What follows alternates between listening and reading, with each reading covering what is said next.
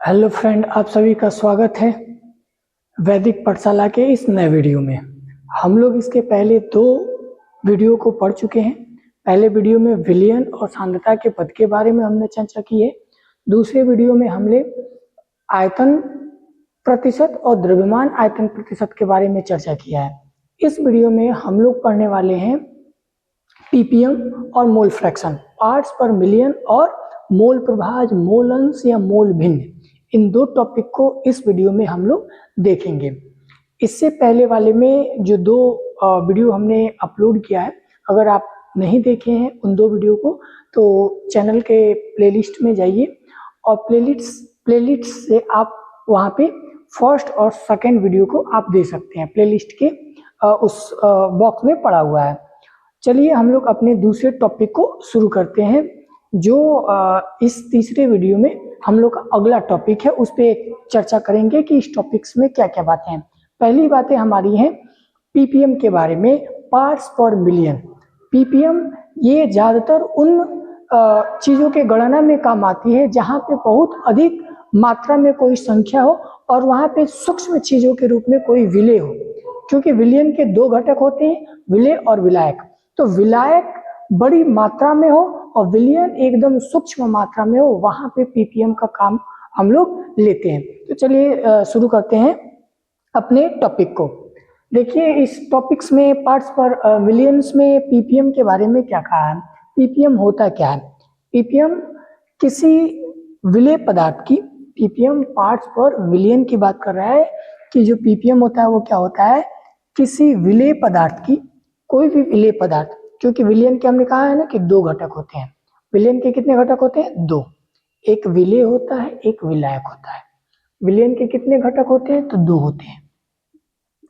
जो विलयन होता है उसके दो घटक,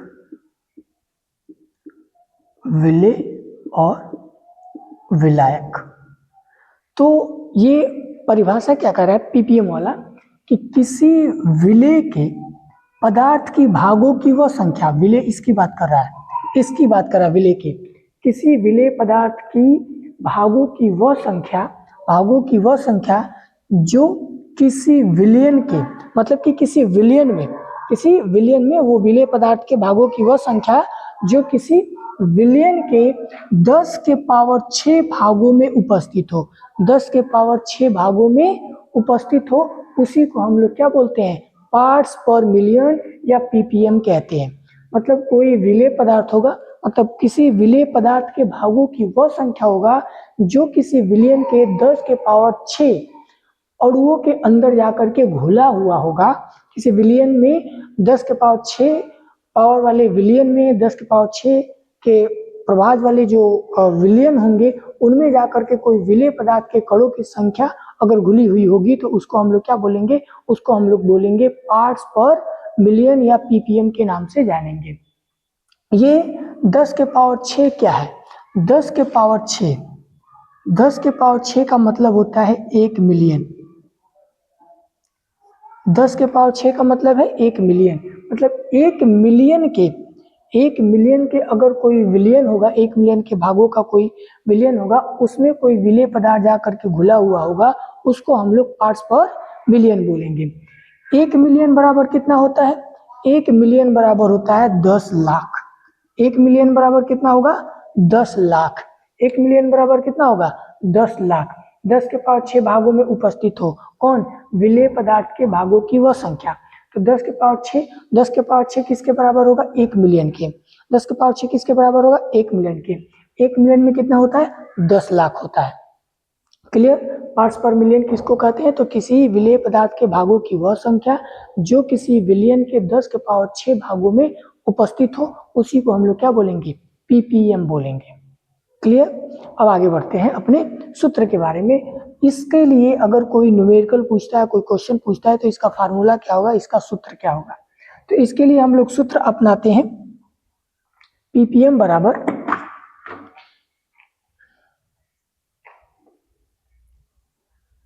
पीपीएम का मतलब ये हुआ कि पार्ट्स पर मिलियन। पीपीएम का मतलब क्या हुआ? पार्ट्स पर मिलियन। तो इसके लिए सूत्र क्या हो जाएगा? विलेय का द्रव्यमान बटे विलयन का द्रव्यमान गुणे में 10 के पावर 6, गुणे में कितना हो जाएगा 10 के पावर 6। ये पीपीएम का फार्मूला हो गया। पीपीएम निकालने का, पार्ट्स पर मिलियन निकालने का फार्मूला क्या होता है? विलेय का द्रव्यमान बट्टे विलयन का द्रव्यमान, विलेय का द्रव्यमान बट्टे विलयन का द्रव्यमान गुणे 10 के पावर 6। 10 के पावर 6 इसलिए क्योंकि पार्ट्स पर मिलियन मतलब 1 मिलियन में कितने पार्ट्स कोई विलेय है। 1 मिलियन के किसी विलयन में कोई विलेय पदार्थ कितनी मात्रा में, पार्ट्स पर मिलियन मतलब कोई पार्ट्स, विलेय का कोई भाग, विलेय का कोई अंग 1 मिलियन के विलयन में, 1 मिलियन के विलयन में कितना घुला हुआ है। कोई विलेय पदार्थ का पार्ट, कोई विलेय पदार्थ का भाग, इसमें कहा है विलेय पदार्थ के भागों की वह संख्या, भागों की वह संख्या, वो किसी 1 मिलियन के विलयन में कितना घुला हुआ है, उसको निकालने के लिए हम लोग ये सूत्र अपनाते हैं कि विलेय का द्रव्यमान बट्टे विलयन का द्रव्यमान, विलेय का द्रव्यमान बट्टे विलयन का द्रव्यमान गुणे 10 के पावर 6, विलेय का द्रव्यमान बट्टे विलयन का द्रव्यमान गुणे 6, ये पीपीएम निकालने का फार्मूला है। और 10 के पावर 6 आपको बताई है कि 10 के पावर 6 किसके बराबर है? 1 मिलियन के बराबर है। 10 के पावर 6 किसके बराबर है? 1 मिलियन के बराबर है। 1 मिलियन किसको बोलते हैं?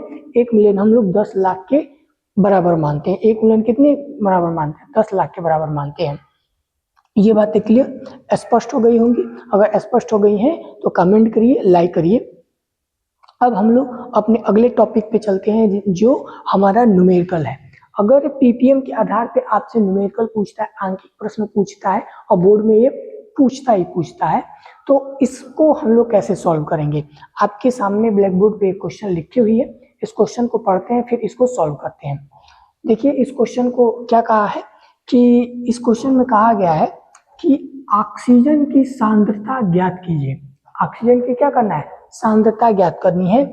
जहां समुद्र जल के, समुद्र जल है भाई, समुद्र का बहुत बड़ा विस्तार होता है, समुद्र बहुत विशाल क्षेत्रों में फैला हुआ होता है, तो समुद्र जल के प्रति केजी मतलब प्रति किलो में, समुद्र का मतलब जल लेंगे 1 किलोग्राम, समुद्र का जल लेंगे 1 किलोग्राम, समुद्र का 1 किलोग्राम जल लेंगे तो उसमें समुद्री जल के प्रति किलोग्राम में, प्रति किलो मतलब 1 किलो में 3.7 गुणे 10 के पावर माइनस 6 ग्राम, 3.7 गुणे 10 के पावर माइनस 3 ग्राम ऑक्सीजन घुली हुई है। कौन घुली हुई है? ऑक्सीजन घुली हुई है। समुद्र जल के 1 किलो समुद्री जल में 3.7 गुणे 10 के पावर माइनस 3 ग्राम ऑक्सीजन घुली हुई है। तो उस ऑक्सीजन की सांद्रता ज्ञात करना है, उस ऑक्सीजन की पीपीएम ज्ञात करनी है। तो उसका पीपीएम कैसे ज्ञात करेंगे? 1 किलो प्रति जल, समुद्री जल के प्रति किलो में, समुद्री जल के प्रति किलो में 3.7 गुणे 10 के पावर माइनस 3 ग्राम ऑक्सीजन घुली है, तो उस ऑक्सीजन की पीपीएम ज्ञात करनी है, सांद्रता ज्ञात करनी है। तो इस सूत्र को यहाँ अप्लाई करेंगे। तो सबसे पहले हम लोग किसी क्वेश्चन को सॉल्व करते हैं तो उसमें देखते हैं कि क्या क्या आपको दिया है। तो सबसे पहले विलेय के तौर पे क्या दिया है? विलेय का द्रव्यमान, विलेय का द्रव्यमान कितना है? कौन घुला हुआ है? तो ये घुला हुआ है 3.7 गुणे 10 के पावर माइनस 3 ग्राम, ये घुला हुआ है। तो ये विलेय 3.7 इंटू 10 के पावर माइनस 3 ग्राम। फिर विलयन का द्रव्यमान कितना है? विलयन का द्रव्यमान ये कितना है? तो ये है आपका 1 केजी मतलब कि 1000 ग्राम। ठीक, विलेय 3.7 गुणे 10 के पावर माइनस 3 ग्राम ऑक्सीजन घुली हुई है। कहाँ पे? 1 किलो समुद्री जल में। तो 1 किलो समुद्री जल क्या हो गया? विलयन हो गया। और विलेय का मान कितना होगा? 3.7 इंटू 10 के पावर माइनस 3 ग्राम। आपको यहाँ कहा भी है कि विलेय पदार्थ के भागों की वह संख्या जो किसी विलयन के 10 के पावर 6 भागों में उपस्थित है। तो ये पार्ट हमने यहाँ पे लिख दिया। अब हम फार्मूला को अप्लाई करेंगे इस पे। सूत्र क्या दिया है? सूत्र दिया है विलेय का द्रव्यमान, सूत्र क्या दिया है, विलेय का द्रव्यमान, विलेय का द्रव्यमान बट्टे विलयन का द्रव्यमान गुणे 10 के पावर 6। अब इसको रख देंगे, इस पे अप्लाई करेंगे। तो विलेय का द्रव्यमान कितना दिया है, विलेय का द्रव्यमान ये दिया है 3.7 इंटू 10 की पावर -3 बट्टे में कितना, विलयन का द्रव्यमान कितना है 1000 ग्राम, 1000 ग्राम गुणे 10 के पावर 6, ठीक है, गुणे 10 के पावर 6। अब ये 3 जीरो है तो 3 जीरो से इसके 3 जीरो को काट देंगे, 3 जीरो था तो इसके 3 जीरो को काट देंगे तो हमारे पास क्या आ जाएगा 3.7 इंटू 10 -3 इंटू में 10 की पावर प्लस का 3, ये प्लस है कुछ नहीं लिखा है तो प्लस। अब ये प्लस माइनस क्या हो जाएगा कैंसिल, प्लस माइनस आपस में क्या हो जाएगा कैंसिल, तो हमारे पास क्या बचेगा 3.7, 3.7 इतना हमारा पीपीएम में क्या मिल जाएगा, आंसर मिल जाएगा। 3.7 क्या मिल जाएगा, 3.7 हमारा पीपीएम में आंसर मिल जाएगा। यहाँ पे हमने क्या किया, 3 जीरो से 10 के पावर 6 था उसके 3 जीरो को कैंसिल कर दिया। अब यहाँ पे प्लस का 10 के पावर प्लस का 3 और ये 10 के पावर माइनस का 3, प्लस माइनस आपस में कैंसिल हो जाते हैं, वो हट जाएंगे तो हमारे पास केवल आंसर क्या बच जाएगा 3.7 पीपीएम का आंसर बच जाएगा, 3.7 पीपीएम का आंसर बच जाएगा। ये हमारा आंसर आ गया। हमको बोर्ड परीक्षा में ऐसे ही न्यूमेरिकल को सॉल्व करना है। क्लियर, बातें समझ में आई हैं? तो आगे अब हम लोग अपने अगले बिंदु पे चलेंगे जिसका नाम है मोल फ्रैक्शन, जिसका नाम है मोल फ्रैक्शन। मोल फ्रैक्शन कहिए, मोल भिन्न कहिए, मोल अंश कहिए, मोल प्रभाज कहिए, ये तीनों चारों बातें एक ही हैं। अब इस चीज को आप नोट करिए, फिर इसको हम लोग इरेज करके अपने अगले बिंदु पे चलेंगे। तो चलिए बच्चों, अब हम अपने अगले टॉपिक के बारे में चर्चा करेंगे, मोल अंश, मोल प्रभाज या मोल फ्रैक्शन के बारे में। ये एक ऐसा टॉपिक है जो विलियन चैप्टर से, इस सॉल्यूशन चैप्टर से मैक्सिमम बार पूछा जाने वाला टॉपिक है। अगर हम 2019 से 2025 तक के हर क्वेश्चन सेट्स को जो बोर्ड के पेपर के होते हैं, एक साल में यूपी बोर्ड में 7 सेट क्वेश्चन पेपर बनते हैं। इन 7 सेट क्वेश्चन को अगर उठा के देखा जाए तो हम देखेंगे कि 2019 से 25 तक जैसे जैसे टाइम 19, 20, 21, 22 होते गया है, वैसे वैसे इस क्वेश्चन की पूछने की प्रायिकता बढ़ती गई है और ये क्वेश्चन मैक्सिमम बार पूछा जाने वाला है। और इस प्रश्न के बारे में ये परिभाषा के तौर पे भी पूछा जाता है कि मूल प्रभाज को परिभाषित कीजिए या मूल प्रभाज को आप उससे टिप्पणी करिए, या इससे आपको न्यूमेरिकल पूछता है तो इसके न्यूमेरिकल्स के भी बारे में चर्चा करेंगे, इस टॉपिक्स के भी बारे में चर्चा करेंगे। तो चलिए शुरू करते हैं अपने टॉपिक को, मूल प्रभाज को। तो देखिए मूल प्रभाज क्या कह रहा है, मूल प्रभाज ये कह रहा है कि एक विलयन में किसी घटक विशेष का, एक विलयन में किसी घटक विशेष का मोल प्रभाज, एक विलयन में किसी घटक विशेष का मोल प्रभाज उस घटक के मोलों की संख्या, मोल प्रभाज उस घटक के मोलों की संख्या तथा विलयन में उपस्थित, उस विलयन में उपस्थित सभी घटकों के कुल मोलों, सभी घटकों के कुल मोलों की संख्या के अनुपात के बराबर होता है, कुल मोलों की संख्या के अनुपात के बराबर होता है। मतलब ये कह रहा है कि एक विलयन में किसी घटक विशेष का मोल प्रभाज उस घटक के मोलों की संख्या के, उस घटक के मोलों की संख्या के तथा विलयन में उपस्थित सभी घटकों के कुल मोलों की संख्या के अनुपात के बराबर होता है। मतलब हम ये कह सकते हैं कि अगर हमको मोल प्रभाज के बारे में जानना है तो इसका फार्मूला हो जाएगा मोल प्रभाज बराबर विलेय का मोल बट्टे विलयन का कुल मोल। मोल प्रभाज निकालने के लिए सूत्र क्या हो जाएगा, विलेय के मोल बट्टे विलयन का कुल मोल। ये उसी चीज को कह रहा है कि एक बार और देखेंगे कि विलयन में किसी घटक विशेष के मोल प्रभाज, उसका मोल प्रभाज मतलब ये जो मोल प्रभाज है उस विलयन का जो ये मोल प्रभाज है वो ये मोल प्रभाज है उस घटक के मोलों की संख्या, उस घटक के मोलों की संख्या तथा विलयन में उपस्थित सभी घटकों के कुल मोलों की संख्या, विलयन में उपस्थित सभी घटकों के कुल मोलों की संख्या के अनुपात के बराबर होता है, उसकी संख्या के अनुपात के बराबर होता है। ये उस घटक के मोलों की संख्या, ये उस घटक के मोलों की संख्या हो जाएगा और विलयन में उपस्थित कुल मोलों की संख्या के अनुपात के बराबर हो जाएगा। उसको हम लोग क्या बोलते हैं? मोल प्रभाज कहते हैं। अब इसको हम लोग देखेंगे कि मोल प्रभाज हम लोग निकालते कैसे। ये तो हो गया हमारा परिभाषा और एक सामान्य सूत्र। इसमें भी कुछ चीजें समझने योग्य हैं, जानने योग्य हैं, उसको हम लोग जानेंगे कि क्या होता है। अगर मान लीजिए कि एक विलयन है, उसके दो घटक होते हैं, एक विलय होता है, एक विलायक होता है। किसी विलयन के दो घटक होते हैं, एक विलय होता है, एक विलायक होता है। तो अगर आपसे विलय का मोल प्रभाज पूछे तो उसको कैसे निकालेंगे, अगर विलायक का मोल प्रभाज पूछे तो उसको कैसे निकालेंगे, अब उस बात पे चर्चा होगी। चलिए शुरू करते हैं। सबसे पहले हम लोग लिखेंगे विलय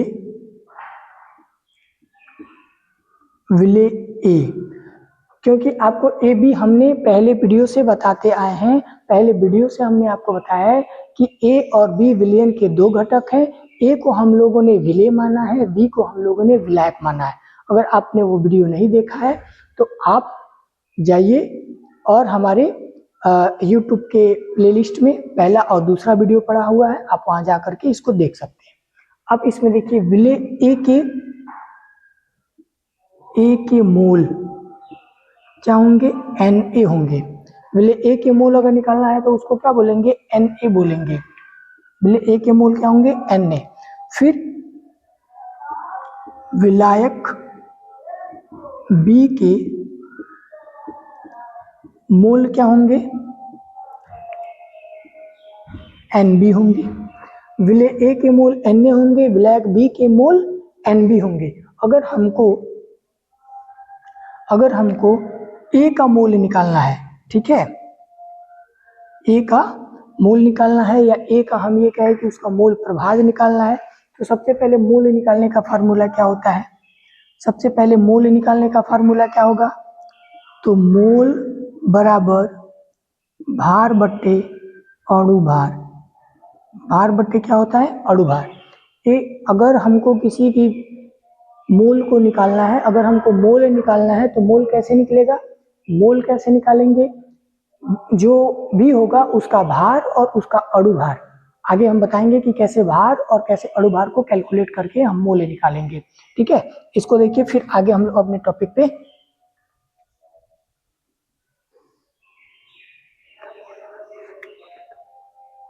चलिए। ए का हमको क्या निकालना है? अगर मान लीजिए कि इसमें दो घटक दिए हैं, एक विलय एक विलायक। विलय क्या है? ए का हमको क्या निकालना है? ए का मोल अंश निकालना है। तो ए का मोल अंश निकालना होगा तो क्या लिखेंगे? Na बट्टे Na plus Nb। Na plus जो Na है वो क्या है? विलय ए के मोल है, और Nb क्या है? विलय बी के मोल है। इसमें कहा है ना सभी घटकों के कुल मोलों की संख्या, तो विलयन के कुल मोल नीचे हो जाएंगे, ए और प्लस Na प्लस Nb। ए का मोल अंश निकालने के लिए क्या फार्मूला लगाएंगे? Na बट्टे Na प्लस Nb। Na बट्टे Na प्लस Nb। ए का मोल अंश निकालना हो तो क्या फार्मूला लगाएंगे? Na बट्टे Na प्लस Nb का फार्मूला लगाएंगे और फिर हम अपने क्वेश्चन को सॉल्व करेंगे। वैसे ही अगर हमको बी का निकालना है, बी का मोल अंश निकालना है, तो इसके लिए क्या लिखेंगे? Nb बट्टे Na प्लस Nb। ए का मोल अंश निकालना है, ए का मोल अंश निकालना है तो Na बट्टे Na प्लस Nb। बी का मोल अंश निकालना है तो Nb बट्टे Na प्लस Nb। अब Na और Nb को हम लोग कैसे डिनोट करेंगे उसके बारे में चर्चा करेंगे, फिर आगे की बातें करेंगे। ठीक है, ये हो जाता है आपका Na जो है, इसको हम लोग XA बोलेंगे, इसको हम लोग XB बोलेंगे। इसको हम लोग Na बोलेंगे, ए का मोल अंश XA और बी का मोल अंश एक्स बी, ए का मोल अंश एक्स ए, बी का मोल अंश एक्स बी। ए का मोल अंश निकालने का फार्मूला क्या है, एन ए बटे N A plus N B. B का मोल अंश निकालने का फार्मूला क्या है, एन बी बटे N A plus N B, N B बटे N A plus N B. Clear. अब हम इसके अगले बिंदु पे इधर हम सॉल्व करेंगे, इधर की बातें करेंगे। आप इधर की जो बातें हैं उतारिए, फिर हम इधर ट्राई करते हैं।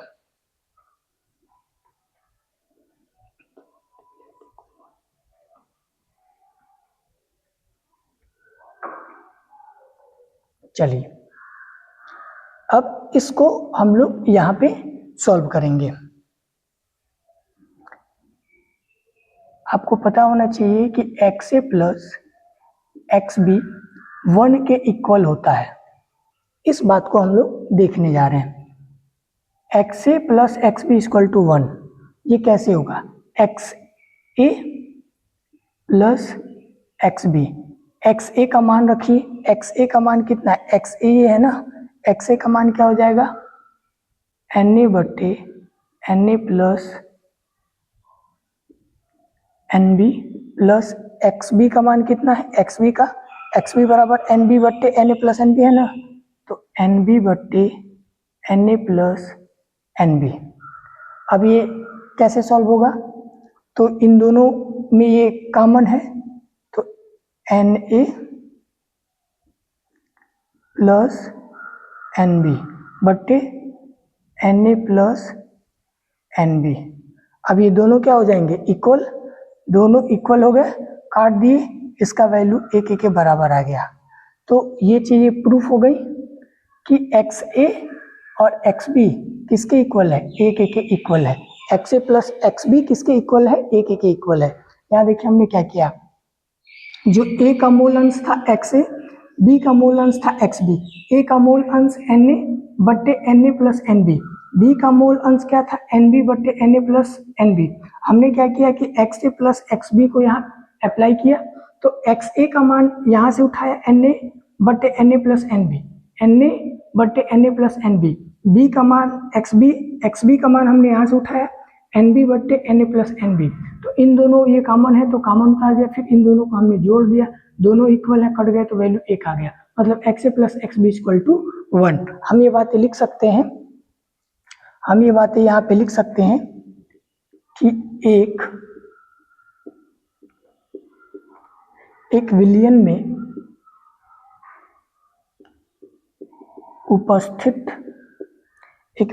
उपस्थित सभी घटकों के मूल प्रभाज्यों का कुल योग सदैव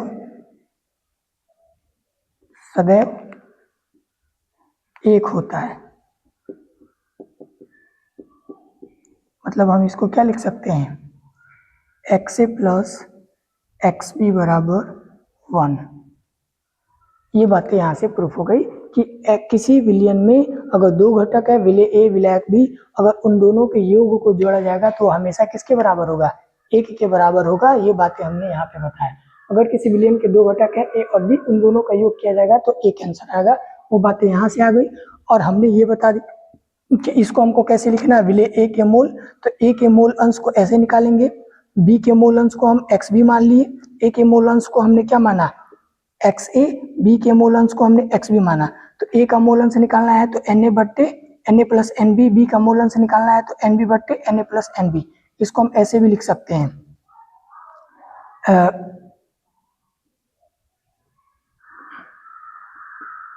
ए के मोल बट्टे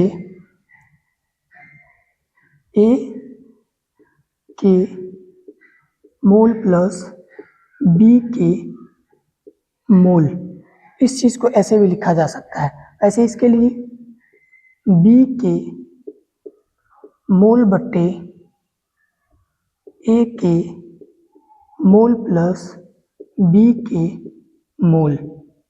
हम इसको ऐसे भी लिख सकते हैं, जो हमने यहाँ पे शॉर्ट किया है उसको हम ऐसे लिख सकते हैं कि Na है तो A के मोल बटे Na प्लस NB है तो A के मोल प्लस B के मोल, वैसे NB है तो B के मोल बटे Na का है तो A का मोल और प्लस B का मोल। इसी चीज को हम ऐसे भी लिख सकते हैं, लेकिन अगर A का मोल अंश निकालना है तो XA, B का मोल अंश निकालना है तो उसको XB मानेंगे। A के मोल अंश को XA, B के मोल अंश को XB, और उसी को हमने जब योग किया इन दोनों का योग यहाँ पे XA प्लस XB तो उसका वैल्यू 1 आया है। हमने बताया कि 1 कैसे आया, तो XA प्लस XB को जोड़ेंगे। XA का वैल्यू हमने यहाँ से उठाया, जो इसका वैल्यू था यहाँ पे रख दिया, XB का वैल्यू हमने यहाँ से उठाया, इसको यहाँ रख दिया। ये दोनों कॉमन होने की वजह से इन दोनों को हमने कॉमन ले लिया, फिर इन दोनों को जोड़ा और दोनों इक्वल होने पे हमने क्रॉस कर दिया तो इसका वैल्यू 1 आ गया, उसका वैल्यू 1 आ गया। और यहाँ पे वो बातें लिखी हुई हैं कि यहाँ पे वो बातें लिखी, एक विलयन में उपस्थित सभी घटकों के मोल प्रभाजों का कुल योग सदैव 1 होता है। एक विलयन में उपस्थित सभी घटकों के मोल प्रभाजों का कुल योग सदैव 1 के बराबर होता है, सदैव 1 के बराबर होता है।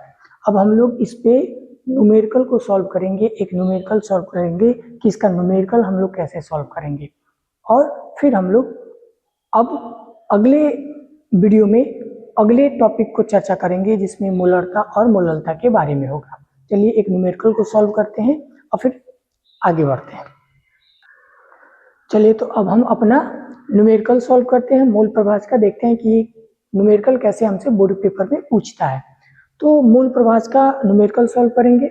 इसमें न्यूमेरिकल क्या क्या है कि एक विलयन में 16 ग्राम CH3OH मेथिल अल्कोहल CH3OH 16 ग्राम व 90 ग्राम H2O उपस्थित है। एक विलयन है, हमने कहा था आपसे कि विलयन के दो घटक होते हैं, विलेय और विलायक। तो एक विलयन है जिसमें 16 ग्राम मेथिल अल्कोहल है, CH3OH है और 90 ग्राम जल है। तो जिसकी मात्रा कम है वो विलेय है, जिसकी मात्रा अधिक है वो विलायक है। तो हम कह सकते हैं कि इसमें ये हमारा विलायक है, ये हमारा विलेय है। क्वेश्चन हमसे क्या कहा है कि एक विलयन में 16 ग्राम मेथिल अल्कोहल व 90 ग्राम जल उपस्थित है, तो उसमें से जल और मेथिल अल्कोहल का मोल प्रभाज ज्ञात कीजिए।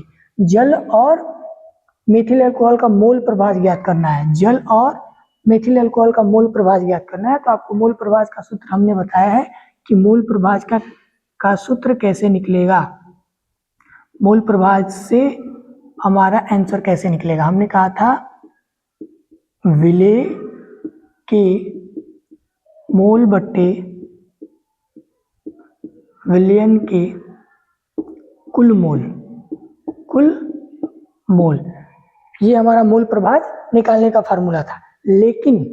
लेकिन इसमें दोनों का मोल प्रभाज पूछा है, जल का भी मोल प्रभाज बताना है और मेथिल अल्कोहल का भी मोल प्रभाज निकालना है। तो उसके लिए सबसे पहले हम लोग क्या करेंगे, A का मोल अंश और फिर B का मोल अंश XA प्लस XB को निकालना है। ठीक है, इसको हम इरेज करते हैं। यहाँ पे हमसे क्या कहा है कि यहाँ पे XA और XB दोनों को निकालना है। मतलब XA के जगह पे हम किसको ले सकते हैं, XA के जगह पे हम H2O को ले सकते हैं और यहाँ पे CH3OH हो सकता है। ठीक है, इन दोनों को लेकर के हम निकाल सकते हैं। अब आगे पीछे इन दोनों को सॉल्व करेंगे, हमें कोई दिक्कत नहीं है, आंसर तो लास्ट में हमारा एक ही आएगा। ठीक है, तो ये H2O और CH3OH है। अब इसको हम लोग सॉल्व करते हैं। ठीक है, तो अब यहाँ पे देखेंगे हमको दिया क्या क्या है, क्या क्या दिया हुआ है। तो सबसे पहले क्या दिया है, 16 ग्राम CH3OH, तो CH3OH का भार बराबर 16 ग्राम। ठीक, CH3OH का मोल यही निकाल लीजिए।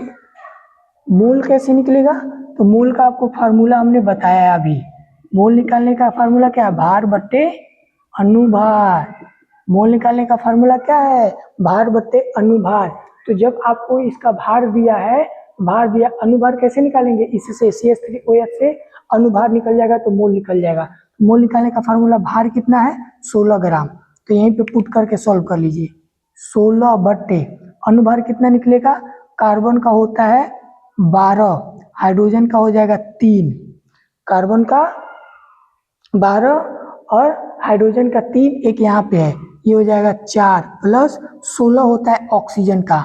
ऑक्सीजन का ये परमाणु भार काउंट करते हैं, जो पीरियोडिक टेबल में एक होता है परमाणु क्रमांक, एक होता है परमाणु भार। तो जब हम अणु भार निकालते हैं तो परमाणु भार को लिखते हैं। कार्बन का परमाणु क्रमांक होता है 6, परमाणु भार कितना हो जाएगा 12, तो वही हमने रखा है 12। 12 इसका 4 इसका 16, 16 4 20 और ये कितना हो जाएगा 32। इसको इससे सॉल्व करेंगे तो कितना आ जाएगा 0.5, मतलब CH3OH का मोल कितना आ गया 0.5 मोल आ गया। इसका कितना आ गया 0.5 मोल आ गया इसका आंसर। अब वैसे ही हम निकालेंगे जल का। वैसे हम किसका निकालेंगे जल का। जल का निकालने के लिए हमको क्या करना पड़ेगा, यहाँ पे लिखेंगे H2O का भार बराबर कितना है 90 ग्राम। H2O का भार कितना है 90 ग्राम। फिर H2O का मोल निकालेंगे। H2O का मोल निकालेंगे, क्या करेंगे भार बटे अणुभार, यही फार्मूला लगाएंगे।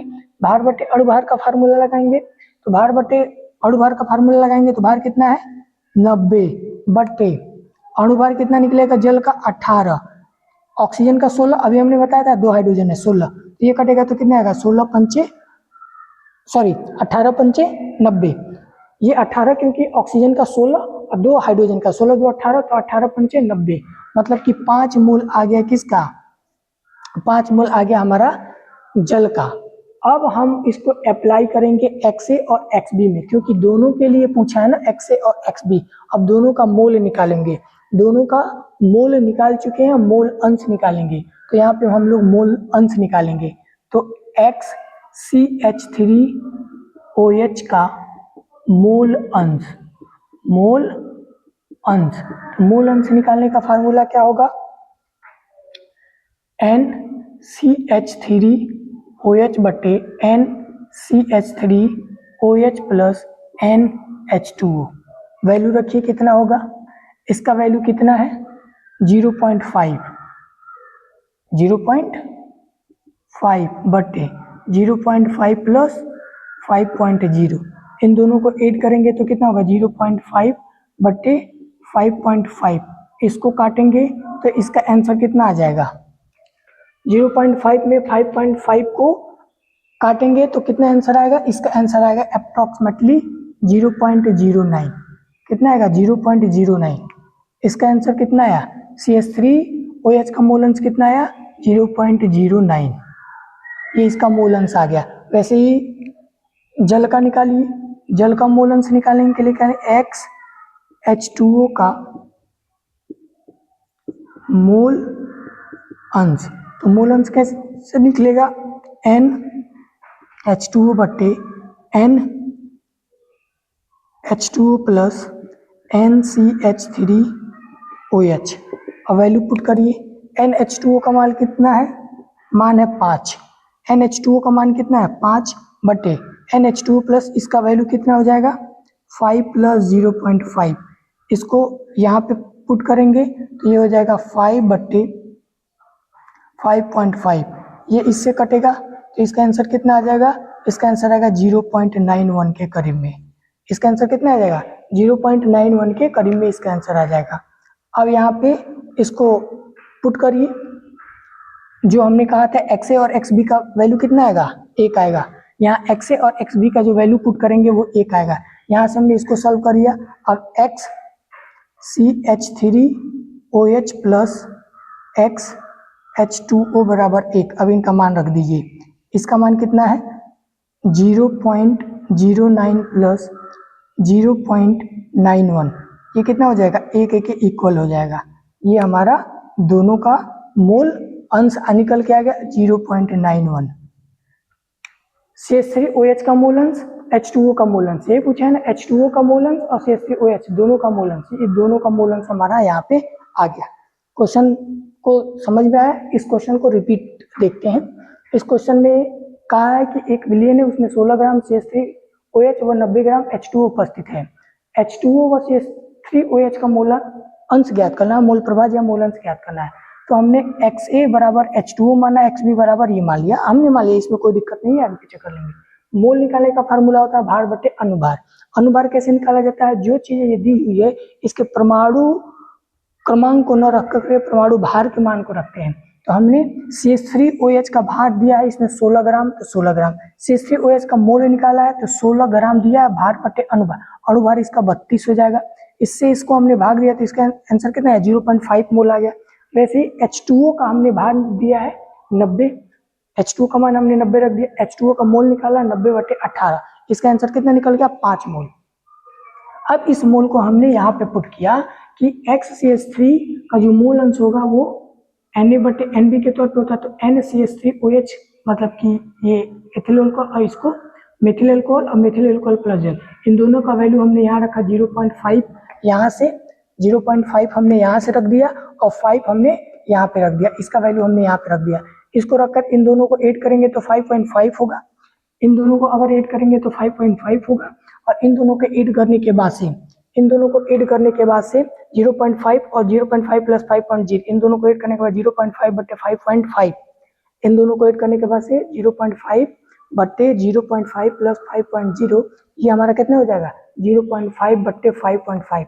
इनको काटेंगे तो अप्रोक्सीमेटली 0.09 के करीब आएगा, मतलब XCH3OH का मोल अंश कितना निकल के आएगा, 0.09 आ गया, मतलब इसका मोल अंश हमको निकल गया। फिर H2O का मोल अंश निकालना है तो NH2O बटे NH2O प्लस NCH3OH मतलब जल और मेथिल अल्कोहल, इसका हमने मान यहीं से रख दिया। H2O का मोल 5, यहाँ पे H2O का मोल यहाँ से हमने रख दिया, फिर नीचे H2O का 5 बटे ये, इन दोनों को हमने यहाँ पे सॉल्व किया 5 बटे 5.5, इन दोनों को भी जोड़ेंगे तो 5.5 आएगा। 5.5 में 5 से हमने क्या किया, डिवाइड किया, 5.5 से 5 में डिवाइड किया तो इसका आंसर आ गया 0.91, मतलब H2O का मोल अंश कितना आ गया, 0.91, H2O का मोल अंश आ गया, मतलब दोनों का मोल अंश आ गया। अब हमने चेक करने के लिए क्या किया, XA प्लस XB कर दिया, XCH3OH methyl alcohol plus XH2 एक होता है तो इसका वैल्यू 0.09 आया, 0.09, इसका वैल्यू आया 0.91, इन दोनों को जोड़ेंगे तो 9 1 10 के 0 हासिल 1 और 9 1 10 के 10, तो 1 एक अंक के बाद 0 लगाएंगे तो ये वैल्यू अप्रोक्सीमेटली 1 के करीब आ गया, मतलब ये हमारा क्वेश्चन क्या है, सही है। हमें उम्मीद है कि ये क्वेश्चन आपको समझ में आएगा। आज का वीडियो आपको अच्छा लगा होगा, अगर वीडियो अच्छा लगा है लाइक करिए, शेयर करिए अपने दोस्तों के साथ और चैनल को सब्सक्राइब कीजिए। अगर इस चैनल पे आप नए हैं तो चैनल को सब्सक्राइब कीजिए, और मेरा ये मानना है कि आप जाइए YouTube के वैदिक पाठशाला के प्लेलिस्ट में और एक एक सीक्वेंस से वीडियो देखेंगे तो और बेहतर तरीके से समझ में आएगा। अगर आपको इस पूरे केमिस्ट्री का, फिजिक्स का, बायोलॉजी का प्रीवियस ईयर के क्वेश्चन, ये सारी चीज़ें चाहिए तो हमारा वैदिक पाठशाला का एप्लीकेशन आ चुका है, जो एप्लीकेशन प्ले स्टोर पे अवेलेबल है। वैदिक पाठशाला आप सर्च करेंगे आएगा, वहाँ से आप उस पर लॉगिन करिए और वहाँ पे आपके कोर्सेज पड़े हुए, आप वहाँ से कोर्सेज को परचेज कर सकते हैं। उसमें आपको हैंड रिटन नोट्स, PQI मतलब हर एक चीज़ वहाँ पे भी उपलब्ध है, ये सारी वीडियो वहाँ पे अपलोडेड है। हमें उम्मीद है कि आज का वीडियो आपको और बेहतर तरीके से समझ में आया होगा। Thanks for watching.